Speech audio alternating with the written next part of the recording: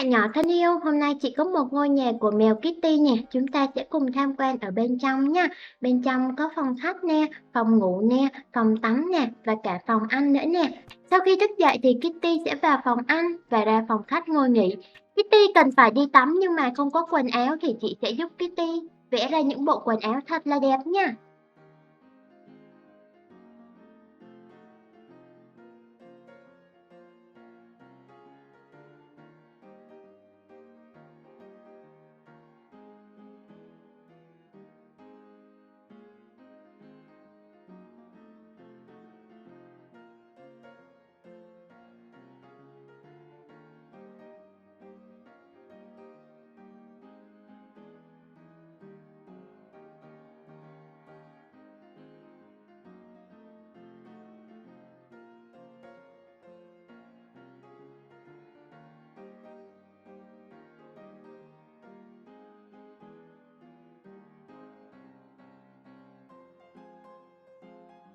Sau khi đã vẽ xong rồi thì chị sẽ tô màu những bộ quần áo này thật là đẹp nhé.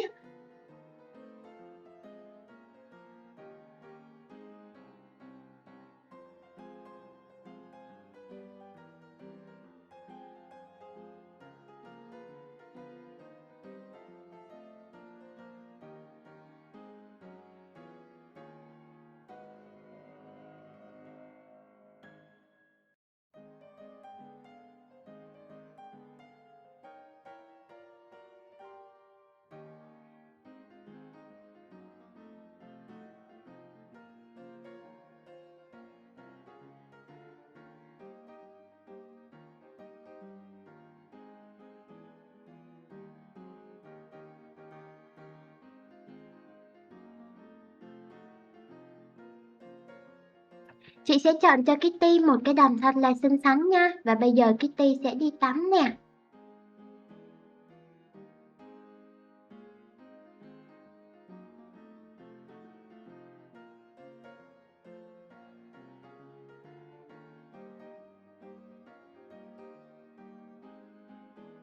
Các em thấy ngôi nhà của mèo Kitty ngày hôm nay như thế nào nè? Rất là xinh xắn và thật là nhỏ gọn đúng không nè?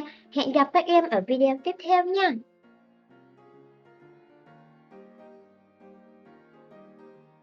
Các em thấy ngôi nhà của mèo Kitty ngày hôm nay như thế nào nè? Rất là xinh xắn và thật là nhỏ gọn đúng không nè?